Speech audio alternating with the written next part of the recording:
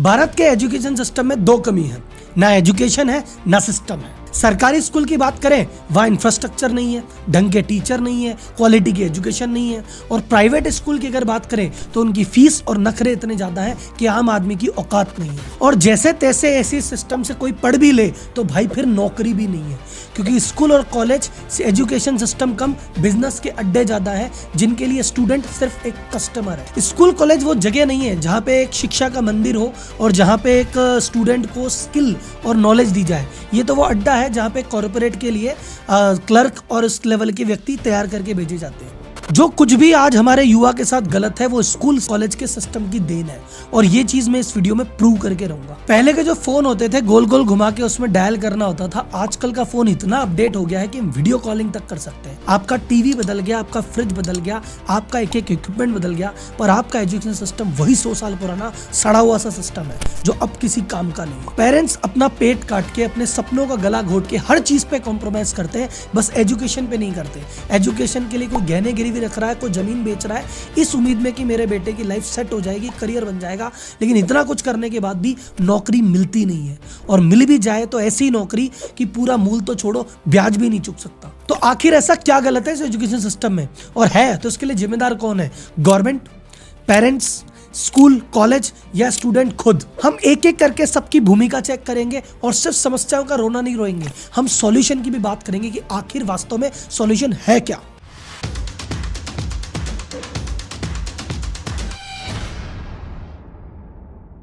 एक गरीब आदमी के पास आज की रेट में गरीबी से बाहर आने का एक ही तरीका है, एजुकेशन। कि अगर मेरा बेटा पढ़ लिख गया, उसका करियर बन गया, लाइफ सेट हो गई, तो हम गरीबी रेखा से बाहर निकल जाएंगे, हम भी सेट हो जाएंगे। इस उम्मीद में बहुत पैसे खर्च करता है, बहुत मेहनत करता है, बहुत संघर्ष करता है, लेकिन ये एजुकेशन सिस्टम उसका करियर बनाने के बजाय बर्बाद कर देता है और लाइफ सेट नहीं होती। कई बार तो इसी फ्रस्ट्रेशन में वही स्टूडेंट अपनी लाइफ अंत कर लेता है। पर आखिर ऐसा होता क्यों है? जब इतने कॉलेज हैं और इतनी स्कूल और इतनी पढ़ाई है तो बंदे की नौकरी क्यों नहीं लग रही? क्यों एसोचम कह रहा है कि 93% लोग नौकरी के लायक ही नहीं है, अनएम्प्लॉयड है या अंडर एम्प्लॉयड है।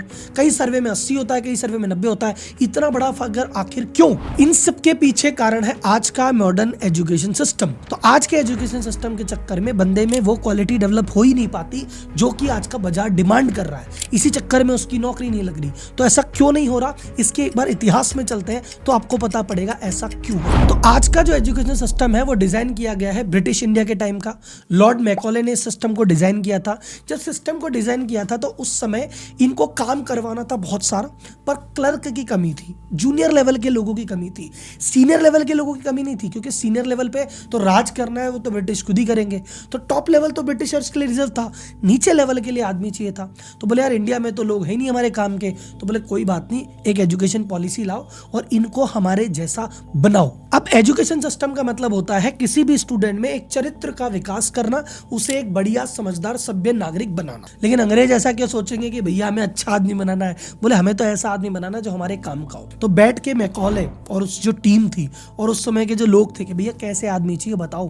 बोले सबसे पहले आदमी ऐसा चाहिए पंक्चुअल, टाइम से आए, टाइम से जाए, हर काम टाइम से चले, ऐसा एम्प्लॉय चाहिए। बोले ठीक है, डन। तो स्कूलों में आपके घंटी आई कि भैया सुबह घंटी है, टन टन टन टन टन, घंटी से आना है, घंटी से ही पीरियड लगेंगे, घंटी से ही लंच होगा, घंटी से ही वापस जाना है, ताकि हर बंदा घंटी से काम करने का आदी हो जाए। और ये जो पर्पस था, ये जो फैक्ट्री आई, फैक्ट्रियों में भी यही सिस्टम था। तो यही व्यक्ति जाके फैक्ट्री में जब मजदूर बनेंगे तो ये घंटी से इनका परिचय पुराना रहेगा। ये कारण था। दूसरा, बोले बताओ कैसा आज बच्चा चाहिए? बोले ऐसा बच्चा चाहिए जो ऑर्डर फॉलो करे, जो उसे कह दिया जाए बस आंख बंद करके फॉलो करे, अपना दिमाग नहीं लगाए। जैसे फैक्ट्री में अगर आके काम करेगा तो वहां पे एक पॉलिसी है सरकार की बनाई हुई, उसको फॉलो करे। अगर कोई सरकारी ऑफिस में काम करे तो वहां भी एक पॉलिसी का ध्यान रखे। तो भैया इसको रट्टेदार व्यक्ति बना दो। फिक्स स्कूल में फिक्स सिलेबस कर दिया कि भाई ये सिलेबस है, यही पढ़ना है, इसके कुछ आगे नहीं, इसके पीछे नहीं, जो इसमें लिख दिया फाइनल। अगर भारतीय बच्चे से पूछो कि भैया भारत में कितनी ऋतुएं होती है, तो बोलेगा 4। अरे भैया 6 होती है, लेकिन वो 4 ही बोलता है। क्यों? क्योंकि किताब में 4 लिखी है। अंग्रेजों ब्रिटिश में 4 होती, ब्रिटेन में 4 होती है, उन्होंने 4 लिख दी। अब तुमको 4 रटना पड़ेगा, 4 लिखना पड़ेगा। 6 लिख दिया तो नंबर कट जाएंगे तुम्हारे। तो हमारे आदत हो गई है रटंत विद्या की, बस रटो, उल्टी करो, पास हो जाओ और किसी से मतलब नहीं है, एक्चुअल ज्ञान चाहिए ही नहीं। कुल मिला के उन्होंने कहा कि ऐसे एम्प्लॉय आने चाहिए जो अपना दिमाग नहीं लगाए, जो हम बोले फॉलो कर दे। तो सिंपल वैसे ही एजुकेशन सिस्टम बना और ऐसे ही लोग आ रहे। तीसरा उन्होंने कहा कि मुझे ऐसा व्यक्ति चाहिए जो भाई साहब ऑर्डर फॉलो करे, और नहीं फॉलो करे तो भैया डंडा भी मार दूं तो कुछ कहे नहीं, क्योंकि ये जब व्यक्ति सरकारी नौकरी में आएगा, काम नहीं करेगा तो इसका अफसर इसको मार भी सकता है, अंग्रेज है भाई साहब। फैक्ट्री में काम करेगा तो सुपरवाइजर मारेगा। इसकी आदत कैसे डलाए? स्कूल में टीचर डाल दिया, बोले तेरा काम क्या है, जो सिलेबस का रट्टा है वो रट्टा लगवा, जो रट्टा नहीं लगाए ना मारो। हाथ की उंगली में पेंसिल फंसा के ऐसे दबा दो, लकड़ी से मारो, बाहर खड़ा करो, टेबल पे खड़ा करो, बेइज्जत कर दो। तो स्कूल बेसिकली टॉर्चर सेंटर ज्यादा हो गया था। फिर एक और चीज जो मेरे को स्कूल ने नहीं सिखाई, या लॉर्ड मैकॉले के सिस्टम में ऐसी थी कि भैया कल को ज्यादा इनमें लीडरशिप के गुण डेवलप मत कर देना। कल को ये लीडर बन गए, नेता बन गए, हमारे खिलाफ ये आंदोलन खड़ा कर देंगे। एक हमें स्ट्रॉन्ग पर्सनैलिटी नहीं, एक दब्बू पर्सनैलिटी चाहिए। जो ओरिजिनल आइडिया लाए वो आदमी नहीं चाहिए, जो कॉपी करे वो वाला आदमी चाहिए। और इसीलिए इनके आपस में कोलैबोरेशन नहीं होना चाहिए, दोस्ती नहीं होनी चाहिए। तो कंपटीशन का झगड़ा कि भैया 50 बच्चे हैं बट टॉप रैंक तो इसी की है, तो आदमी में आदत लग गई कि जो बहुत ज़्यादा इंटेलिजेंट था वो दूसरे की मदद नहीं करेगा, कहता इसकी मदद करूंगा तो मेरे बराबर आ जाएगा। आपने देखा ना बच्चे ऐसे छुपा छुपा के कॉपी करते हैं कि ये छुपा छुपा के कर लो। तो ये इंडिया में ये आ गया कि भाई जिसके पास टैलेंट है भाई छुपा छुपा की तरह काम कर ले, बांट मत देना, कोलैबोरेट मत कर लेना, एक दूसरे तेरे साथी को बढ़ा मत देना। ये अंदर ही अंदर आपके अंदर चीजें डेवलप करा दी। तो अगर आप वर्ल्ड में कहीं भी देखोगे तो चाइना में अगर किसी ने कुछ अच्छी चीज डेवलप कर ली तो वो पूरा ग्रुप बनाते हैं, एक दूसरे को सपोर्ट करते हैं, चलो सब आगे बढ़े। यूएस में होता है भैया, सिलिकॉन वैली में एक स्टार्टअप बन गया तो सब बाकी स्टार्टअप को हेल्प कर रहा है, एक इकोसिस्टम बना रहा है। यहाँ पे किसी ने कुछ अचीव कर लिया, चुपचाप लेना, किसी को बताना नहीं है। तो बॉन्डिंग कभी हुई नहीं, ट्रस्ट कभी बना ही नहीं, लीडरशिप कभी आई नहीं, ओरिजिनल आइडिया आए नहीं, सिर्फ कॉपी करना, रटना, गधे जैसे घिसना, ये हमको आ गया। तो अगर आपको लगता है कि राहुल जी इस तरह से तो बात को हमने कभी सोचा ही नहीं कि स्कूल हमारे साथ ये कर रहा है, कॉलेज हमारे साथ ये कर रहा है, हमारी जो पर्सनैलिटी इस तरह से शेप हो रही है, जिस तरह से हम बन रहे हैं, ये स्कूल कॉलेज के इस घटिया सिस्टम की वजह से बन रहे हैं। अगर आपको ये लग रहा है तो मुझे लाइक करके वीडियो के माध्यम से बताना और एक कमेंट जरूर करना, क्योंकि ये मेरे ही मन की उपज है, मैं ही हवा में चीजें फेंक रहा हूँ, या वास्तव में ऐसा हुआ है, मुझे कमेंट बॉक्स में आपका साथ चाहिए। तो आपको इस सवाल का जवाब मिल गया होगा कि इनकी नौकरियां क्यों नहीं लगती। अरे सर, मैं भी बिजनेसमैन हूं, मैं भी बिजनेस कोचिंग करता हूं, मेरे ऑफिस में भी इतने जनों का स्टाफ है। मैं क्या बोलूंगा, मुझे ऐसा व्यक्ति चाहिए जो अपना दिमाग लगाए, जो मेरे 4 आदमियों को मैनेज कर सके, जिसमें लीडरशिप स्किल हो, जिसमें मैनेजमेंट स्किल हो। बट अगर एजुकेशन सिस्टम से ऐसा बंदा आया जो 4 आदमियों से काम करा ही नहीं सकता, वो तो बस खुद का काम कर लेता है, वही बहुत है, और वो कहता है मुझे जितना बताओगे उतना करूंगा। आप सभी बिजनेसमैन जितने भी वीडियो को सुन रहे हैं, आपको अपने एम्प्लॉय से सबसे बड़ी दिक्कत क्या है कि सर जी मुंह से बताते हैं जब तो कर लेता है, बिना बोले अपने मन से कुछ करता ही नहीं है। सामने तो काम कर लेता है, पीठ पीछे तो करता ही नहीं है। ये अकेला तो काम कर सकता है, इसमें करवाने की कैपेबिलिटी नहीं है। तो यही सारी चीजें तो एक बिजनेसमैन ढूंढ रहा है। जब इसमें व्यक्ति को मिलती नहीं है तो क्या करेगा? या तो हायरिंग ही नहीं करेगा, या हायरिंग करेगा तो जूनियर पौधे पे करेगा, कम सैलरी देगा, ज्यादा तुमको देगा नहीं, कभी तुम्हारी ग्रोथ नहीं होगी। तो तुम्हारा जो ऐसा चरित्र बना जिसकी वजह से ना नौकरी लग रही ना ग्रोथ हो रही, क्यों? क्योंकि स्कूल कॉलेज ने तुम्हें ऐसा बनाया। और इसी कारण से एज अ बिजनेस कोच मैं आपको यहां से कह रहा हूं, भारत में 90% लोग सेल्फ एम्प्लॉयड हैं, खुद का काम खुद करके राजी हैं। देखो, अमेरिका में बड़े बड़े बिजनेस निकले, चाइना में बड़े बड़े बिजनेस निकले, इंडिया में बड़े बड़े बिजनेस नहीं निकलते। हर गली मोहल्ले में है चीजें हैं, पर बड़ी नहीं बनती। क्यों नहीं बनती? क्योंकि बड़ा बनाने के लिए आपको एक बड़ी टीम बनानी पड़ेगी, चीजों को फैलाना पड़ेगा। यहाँ पे तो आदमी नहीं मिलते, टीम कैसे बनाएगा? यहाँ पे तो ट्रस्ट ही नहीं कर सकता आदमी पे, टीम कैसे बनाएगा? यहाँ पे तुम 2 आदमियों को सिखाओगे तो तुम्हारा काम बाद में करेगा, कॉपी करके सामने दुकान पहले खोल लेगा, तो क्या करेगा आदमी? तो लो ट्रस्ट सोसाइटी है, यहाँ कोई किसी की मदद नहीं कर रहा, कोई जो सपोर्ट नहीं कर रहा, बस कॉपी कर रहा है। तो आदमी क्या सोचता है, मेरा काम बस मैं कर लूँ वही बहुत है। तो अगर किसी ने किराने की दुकान खोली, कहता है एक ही दुकान बहुत है, चाहूँ तो 4 दुकान कर लूँ, पर आदमी चाहिए, वो आदमी मुझे मिलते नहीं है, और आदमी को ढूंढूंगा, सिखाऊंगा तो कंपटीशन में खुद दुकान खोल लेंगे। मेरा तो यही भला। इसीलिए भारत में बड़े बड़े बिजनेस पे भी नहीं निकले, छोटे छोटे बिजनेस बहुत सारे हैं, बड़ा बिजनेस नहीं है। तो अगर आपको यहाँ पे लगता है कि यार आप भी व्यापारी हो और आपके अंदर भी ये चीज है कि यार आखिर क्या, तो मैं बताऊं सर, आपको आज तक किसी ने लीडरशिप नहीं सिखाई, आज तक किसी ने हायरिंग नहीं सिखाई, आज तक किसी ने मैनेजमेंट नहीं सिखाया, आज तक किसी ने बताया नहीं कि चीजों को स्केल कैसे किया जाता है, फ्री कैसे रहा जाता है। मैं एक मेरी तरफ से एक ऑनेस्ट प्रयास कर रहा हूं। मैं बिजनेस कोच हूं, मैनेजमेंट कंसल्टेंट हूं, CEO हूं। हर हर संडे व्यापारी टू सीईओ करके एक वेबिनार करता हूँ, जिसमें व्यापारी की जो जो मिस्टेक्स करता है, जो जो गलतियां करता है, जिन वजह से वो आगे नहीं बढ़ पा रहा, उनको डिस्कस करते हैं। और इन चीज़ों में एक सीईओ कैसे बिजनेस बड़ा करता है, कैसे चीज़ों को नेक्स्ट लेवल लेके जाता है और कैसे एम्प्लॉय मैनेजमेंट करता है, ये सभी चीज़ें डिटेल में सिखाई जाती है। तो अगर आपको लगता है कि करंट एजुकेशन सिस्टम ने तो कुछ नहीं सिखाया और कुछ हटके कुछ अलग ऐसा सीखना चाहते हो जो अब तक नहीं सिखाया गया, तो मैं आपको इन्वाइट कर रहा हूँ इस संडे 10 से 2। डिस्क्रिप्शन में लिंक दिया है, आप रजिस्टर्ड कर सकते हैं और वहाँ पे आ सकते हैं। ये एक्सक्लूसिवली उन लोगों के लिए जो बिजनेस कर रहे हैं या बिजनेस करना चाहते हैं। बाकी सब लोग वीडियो में मेरे साथ आगे बढ़े। अब बात करते हैं कि राहुल जी इस एजुकेशन सिस्टम में और क्या क्या समस्या है, किन किन लेवल पे। तो मैं बोलूंगा पहली समस्या, जैसे मैंने कहा ना सिस्टम तो खराब है ही, एजुकेशन सिलेबस की बात करते हैं। इंडिया के सिलेबस में क्या है भाई साहब, भारत के स्कूल के सिलेबस में क्या है, ए स्क्वायर प्लस बी स्क्वायर का होल स्क्वायर क्या होगा साहब। मुझे चैट बॉक्स में टाइप करके बताओ किस किस ने अपनी जिंदगी में ए स्क्वायर बी स्क्वायर आगे जाके काम आया, किसको साइन थीटा बटे कॉस थीटा काम आया, किसको पाइथागोरस थ्योरम आगे जाके काम आई है। भाई साहब क्या कर रहे हो जीवन में, कम से कम ऐसी चीजें तो सिखा दो जो चीज हमको काम आती है। चेक कैसे भरें भाई साहब, खाता कैसे खुलाएं, क्रेडिट कार्ड लेना चाहिए कि नहीं लेना चाहिए, पैसे कैसे कमाएं, इन्वेस्ट कहाँ करें, इन्वेस्ट कहाँ ना करें, पैसा कैसे बनाया जाता है, कर्ज से कैसे दूर रहें, ये सारी चीजें जो वास्तव में काम आएगी वो तो सिखा रहे नहीं हो, फालतू की बातें सिखा रहे हो। और ये सारी लड़ाइयों के नाम 1600 में ये हुई, 1500 में ये हुई, इसका बेटा ये, इसका बेटा ये यहाँ मरा। अरे भैया गूगल से 1 मिनट में देख लेंगे, ऐसी चीजें क्यों रटवा रहे हो जो आउटडेटेड है। पढ़ाना है छोटा सा ब्रीफ में दे दो, थोड़ा सा कि हाँ ठीक है हिस्ट्री हमको पता होनी चाहिए, थोड़ी सी ब्रीफ में साइड में दे दो यार, क्यों रट्टा करवा रहे हो। हाथ जोड़ के निवेदन है भैया, प्रैक्टिकल नॉलेज दो जो काम आएगी। मुझे किताब में तुम सारी चीजें पढ़ाते हो, मैं रट्टा करके 100 नंबर ले आता हूँ, घर वालों की आंख का तारा होता हूँ, पर जब इंटरव्यू में टाइम टाइम फेस हो जाती है, क्योंकि इंटरव्यू में प्रैक्टिकल बात पूछेगा वो तो मुझे आती नहीं। इंटरव्यू में मैं कह दूँ अरे भाई ऑफिस का काम मत कराओ, मेरे से तो पूछ लो तराइन का युद्ध कब हुआ था। अरे भाई युद्ध का छोड़, तू काम कर पहले। सेकेंड चीज जो इंडियन में एजुकेशन में गड़बड़ है, टीचर्स की क्वालिटी की बात करूं मैं। गवर्नमेंट टीचर पे अगर अपन बात करते हैं तो गवर्नमेंट में आपको पता भैया राम भरोसे मामला है। अखबार भरे पड़े हैं कि भैया गणित की परीक्षा में जिसके 0 से भी कम आए, माइनस में नंबर आए, उसको एक गणित का टीचर बना दिया। कई हमने स्टिंग देखे जहाँ पे टीचर्स प्रॉपर बोल ही नहीं पा रही, बट सरकार की पॉलिसी ऐसी है, कहीं पे कोई रिजर्वेशन की पॉलिसी है, कहीं पे कोई दूसरा कारण है, पता नहीं क्या कारण है, उनको टीचर बना दिया गया जो बिल्कुल कैपेबल नहीं है। वो कैसे शिक्षा को आगे लेके जाएंगे। अगर कुछ व्यक्ति हैं जो कैपेबल हैं, ऐसा 2-4 केस होंगे, लेकिन कई ऐसे व्यक्ति हैं जो कैपेबल है कि हम कुछ करना चाहते हैं, उनके लिए इंफ्रास्ट्रक्चर ही नहीं है। पोस्टिंग दे देते हैं शहर से इतने दूर कि भाई बंदे का जाने का मन नहीं करता, जाता है तो उसका दिन भर तो उसी में दम निकल जाता है। फिर वहां जाके देखेगा तो टाट पट्टी नहीं है, कहीं पे जगह नहीं है, कहीं पे छत नहीं है। भाई साहब बंदा पहले इंफ्रास्ट्रक्चर पे काम करे, पहले तुम्हारी घुघरी खिलाए, पहले मिड डे मील खिलाए, पहले दूध पिलाए या पहले पढ़ाए। उसके अलावा इन शिक्षकों को अगर कमी पड़ गई है सरकार को जनसंख्या मिलने, शिक्षक को भेज दो। एक काम करो, पोलियो की दवा पिलाने शिक्षक को भेज दो। अरे ये आपको इलेक्शन करवाना है, शिक्षक को भेज दो। शिक्षक पढ़ाता कम है, ये काम ज्यादा करता है। अब ये तो थे सरकारी स्कूल जहाँ पे सरकार भूल चुकी है क्या करना है, कैसे करना है। अब इसमें आते हैं प्राइवेट स्कूल। प्राइवेट स्कूल में एक चीज ध्यान रखना, प्राइवेट स्कूल शिक्षा का मंदिर अब नहीं रहे, ये हो गए हैं बिजनेस हाउसेस। और बिजनेस हाउस का सिंपल सा मतलब है ज्यादा कमाई कम खर्चा। तो कमाई का सोर्स क्या है, फीस। तो फीस तो भैया बढ़ाते रहो बढ़ाते रहो बढ़ाते रहो। और कॉस्टिंग क्या है, टीचर्स की फीस, तो वो काटते रहो।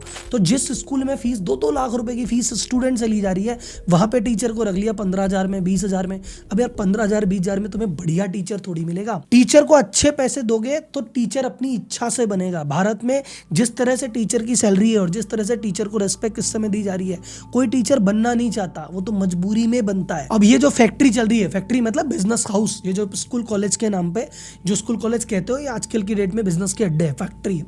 तो ये क्या कर रहे हैं भैया, प्रॉफिट कम से कम रखना है। अब ये कहते हैं देखो ऐसा है, फीस हमको दे दो, जूते हमसे ले लो, कपड़े हमसे ले लो, किताबें हमसे ले लो, हमारे एनुअल फंक्शन में आ जाओ, तुम हर तरह से हमें देते ही रहो। और रही बात पढ़ाई की, उसके लिए भैया तुम घर पे टीचर लगा लो। इकलौता स्कूल ऐसी जगह है जहां पे पेरेंट्स पैसा भी दे रहा है, बच्चे को भी भेज रहा है, बच्चे के साथ बैठ के खुद होमवर्क भी कर रहा है, और फिर भी बच्चा अगर पिछड़ी निकल जाए तो वही गाली खाता है कि भैया आपका बच्चा कमजोर है, आप ध्यान नहीं देते।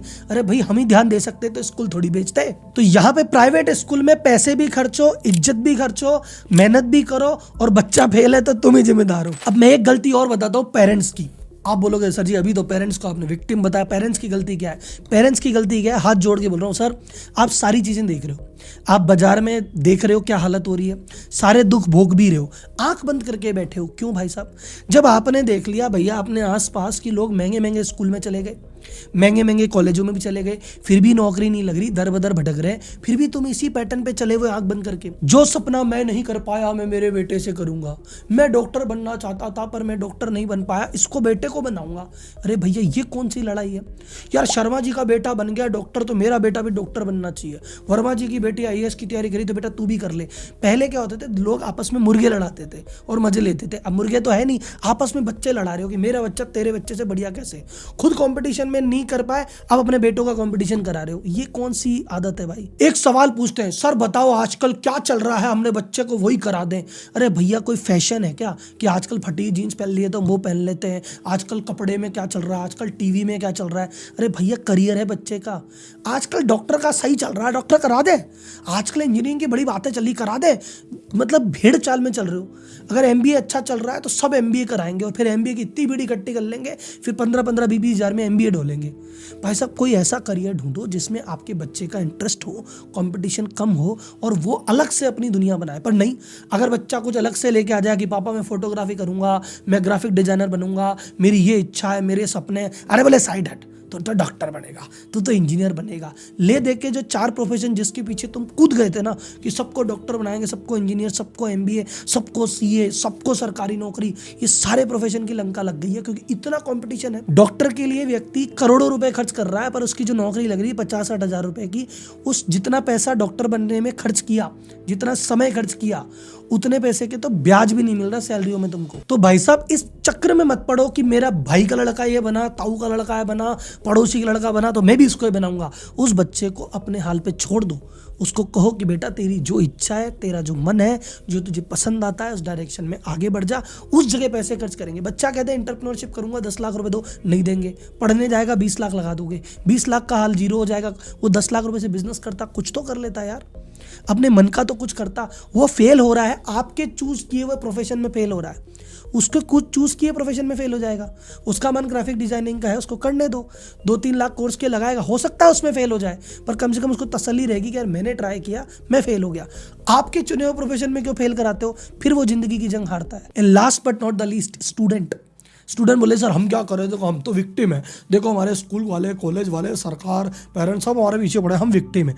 सर जी एक बात बताओ, तुम कुछ बाइक लेनी होती है तो जिद्दी भयंकर करते हो ना कि अरे मैं तो बाइक लूंगा, खाना नहीं खाते, कलेश करते हो, लेके मानते हो। वो आईफोन लेना होता है तो कलेश करके मानते हो, जिद्दी भयंकर रहती है। लव मैरिज करनी होती है तो जिद्दी भयंकर करते हो। पर जब करियर की बात आती है तो कहते क्या कल है, पापा ने इंजीनियरिंग कला दी, हमारा तो मन नहीं था, पापा ने जबरदस्ती करा दी। पापा जबरदस्ती शादी तो नहीं करा पा रहे तुम्हारी, आईफोन तो नहीं छुड़वा पा रहे, आईफोन तो ले ही लेते हो। तो जहाँ तुम्हारा जरूरत पड़ता है वहाँ कर ली जिद्दी, और जहाँ नहीं होता वाला पापा ने दिला दी। पापा को देखो ऐसा है, उन्होंने जैसी दुनिया देखी ना, उन्होंने देखा डॉक्टर्स अच्छा काम करते हैं तो आपको डॉक्टर बनाना चाहते हैं। उन्होंने अपने सर्किल में देखा कि इंजीनियरों ने बहुत जीवन में अच्छा किया है तो मैं इंजीनियर बनाना चाहते हैं। उनको एक्सपोजर नहीं है दुनिया का। आपने दुनिया देखी, अपने आसपास बड़े भैया लोगों को, आस पड़ोसी को जानते हैं कि यार इन्होंने ये चीज़ कर ली, इनका हुआ नहीं और मेरा इसमें इंटरेस्ट है, मुझे करने दो। अपने पिताजी को बार बार धीरे धीरे समझाओ, माता पिता को समझाओ, एक्सपोजर बताओ। जो तुम चीज़ करना चाहते हो उसका एक्सपोजर बताओ। जो चीज़ वो कराना चाहते हैं अगर उसमें तुम्हारा इंटरेस्ट नहीं है, खुल के बताओ, धीरे धीरे आगे पीछे समझेंगे। और अगर नहीं समझते हैं, जिद्दी करनी है तो इस चीज़ में जिद्दी करो, तुम्हारा करियर बचे, तुम्हारा करियर तो बनेगा, उनका पैसा तो बचेगा। उनकी जिद्दी के चक्कर में उनका पैसा, उनके सपने भी डुबा रहे हो, वो भी नाखुश है, तुम भी नाखुश हो। ये क्या जिंदगी है भाई? अब बात आती है कि सर जी सॉल्यूशन क्या होना चाहिए। सॉल्यूशन ऐसा है, एक तो मैं गवर्नमेंट भी लेक्चर देता हूँ कि गवर्नमेंट को ऐसा करना चाहिए, ऐसा करना चाहिए, मेरे कहने से तो करेगी नहीं। और तुम गवर्नमेंट के भरोसे कभी बैठना मत। फिर तुम बात करो स्कूल कैसा करना चाहिए, कॉलेज कैसा करना चाहिए, वो भी नहीं करेंगे। उनको जहाँ से कमाई आएगी, जहाँ से पैसा मिलेगा, वो सारे काम करेंगे। तो ना स्कूल सुधरे, ना कॉलेज सुधरे, ना सुधरे गवर्नमेंट। सुधरना है तो पेरेंट्स को, सुधरना है तो स्टूडेंट्स को। हालातों का रोना रो मत, सिस्टम ऐसा है, सिस्टम समय के साथ बदलेगा, ये तो ऐसा ही रहेगा। बदलने में 2 साल, 5 साल, 10 साल, 20 साल लग जाएंगे, तब तक तुम्हारी जिंदगी खत्म हो जाएगी। तुम क्या करो, इस सिस्टम को करो बाईपास। जितने भी सक्सेसफुल व्यक्ति हैं जिनका भी तुम नाम लेते हो ना कि यार काश ऐसा बनूं, काश ऐसा बनूं, इन्होंने एजुकेशन सिस्टम पे ध्यान नहीं दिया। अपनी ज़िंदगी खुद बनाई है। किताबी एजुकेशन को रखा है साइड में, प्रैक्टिकल पे दिया ध्यान। मैं ये नहीं कह रहा स्कूल छोड़ दो, कॉलेज छोड़ दो, पर स्कूल कॉलेज को उतना वेटेज मत दो दिमाग में जितना दे रखा है। स्कूल में 12वीं में बहुत बड़े नंबर ला के कुछ नहीं उखाड़ रहे, और कॉलेज में बहुत बड़ी डिग्री लेके कुछ नहीं कर रहे। तुम MBA की डिग्री ले आओ 98% की, तुम्हें आता नहीं ना, कोई 2 पैसे की नौकरी नहीं देगा। और बिना MBA तुम्हारे पास मैनेजमेंट स्किल है, तुम काम करा लेते हो, तुम्हारे पास आइडिया का सॉल्यूशन है, बिना डिग्री के मैं और मेरे जैसे बिजनेसमैन भर भर के तुम्हें देंगे। और मैं कहता हूँ तुम्हें किसी के पास जॉब करने की जरूरत क्या है, तुम खुद का बिजनेस कर लो, खुद का सेटअप कर लो, खुद के स्किल पे ध्यान दो। तो कुल मिला के आपसे डिसाइड कर लो कि मैं वो चीज़ नहीं पढ़ रहा, या उस चीज़ में मेरा जान नहीं झोंक रहा जो मुझे नहीं समझ में आ रही, जिसमें मेरा मन नहीं है। जिसमें तुम्हारा मन हो, जिसमें तुम बेस्ट हो, उस चीज़ में ध्यान दो। अपना पूरा जीवन, अपना करियर, चाहे तुम डांस में बेस्ट हो, सिंगिंग में बेस्ट हो, तुमको यूट्यूब आता है, तुमको कंटेंट राइटिंग आती है, तुमको ग्राफिक डिज़ाइनिंग आती है, जिस चीज़ तुम बेस्ट हो, तुम तुम्हारा जान लगाओ। पेरेंट्स को समझाओ और पेरेंट्स को ये वीडियो दिखाओ। और आपसे रिक्वेस्ट है सर, आपका बच्चा, मार्केट में 4 प्रोफेशन नहीं है जिसके पीछे आप पागल हो रखे हो कि यार डॉक्टर, इंजीनियर, CA, MBA और ये सरकारी नौकरी होगी तो बच्चा सेट है। इसके अलावा भी 4000 प्रोफेशन है जहाँ पे आपका बच्चा सेट हो सकता है।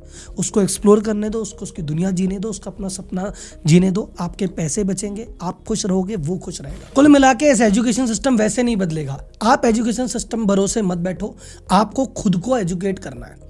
एजुकेशन चीज़ अलग होती है, विजडम चीज़ अलग होती है। कई बार क्या होता है, हमारी स्कूल एजुकेशन सिस्टम से इतने ज़्यादा फ्रस्ट्रेटेड है कि स्कूल कॉलेज खत्म होने के बाद हम पढ़ना ही नहीं चाहते। मैं आपको बोलता हूँ अपनी पढ़ाई और अपनी एजुकेशन जारी रखो खुद। तो मैं आज आपको एक हैशटैग देता हूँ, हैशटैग सेल्फ एजुकेशन, कि हमें स्कूल कॉलेज के सिलेबस के भरोसे नहीं बैठना है, हमें खुद की पढ़ाई खुद करनी है। जो सीखना है, जो जानना है सीखो। पूरा यूट्यूब खाली पड़ा है, पूरे यूट्यूब से सीखो, गूगल से सीखो, जिससे सीखना है सीखो। डन। बस ये जो वीडियो है मैं चाहता हूँ ज़्यादा से ज़्यादा लोगों तक पहुँचे। तो इस वीडियो को आप अपने सोशल मीडिया हैंडल पे लगाइए, अपनी स्टोरीज पे लगाइए। इस पर कोई कॉपीराइट कुछ नहीं आएगा, हर जगह डालिए, मुझे टैग कीजिए और टैग कीजिए हैशटैग सेल्फ एजुकेशन। अगली वीडियो में फिर मिलते हैं, तब तक के लिए धन्यवाद। जय हिंद।